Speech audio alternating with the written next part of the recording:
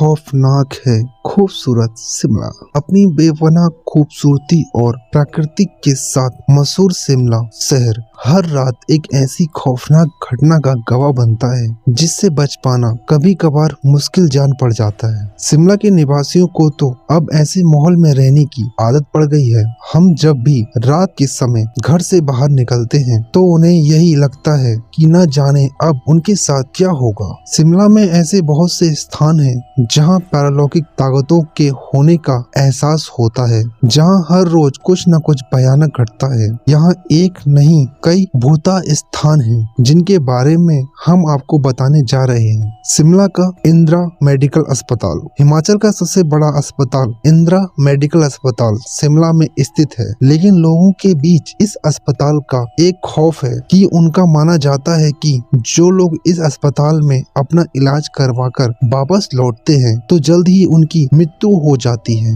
लोगों का मानना है कि ठीक होकर वापस आने के बाद भी हर सप्ताह किसी न किसी व्यक्ति की मौत हो जाती है। ऐसा माना जाता है कि जिन लोगों की मौत अस्पताल में हुई थी उनकी रूह आज भी इसी अस्पताल के अंदर डेरा जमाए है, जिनकी काली छाया और अस्पताल के मरीजों पर पड़ रही है। इस अस्पताल को श्रापित माना जाता है और यहाँ जितने भी लोग अपना इलाज करवाने आते हैं उन्हें हर समय किसी न किसी के अपने आसपास में होने का एहसास होता है, जबकि यहाँ कोई दूसरा नहीं होता। शिमला के लोगों को अब ये यकीन हो चुका है कि यहाँ कुछ न कुछ ऐसा जरूर है जो सही नहीं है। लोगों ने यह अजीबोगरीब आवाजों को सुना है जो व्यक्तियों को उनके नाम से पुकारती हैं, तो कभी कोई उन्हें धक्का देता है, सीढ़ियों के नीचे से उनका रास्ता रोक लेते हैं, लिफ्ट का फंसना और अचानक चलने लगना और साथ ही तीखी आवाज में किसी का चीखना आदि जैसी घटनाएं आम हो चुकी हैं। शिमला का एडमेरी स्कूल, इस स्कूल को हॉन्टेड माना जाता है। ऐसा कहा जाता है कि इस स्कूल के लिए 13 तारीख का शुक्रवार मौत का पैगाम लेके आता है।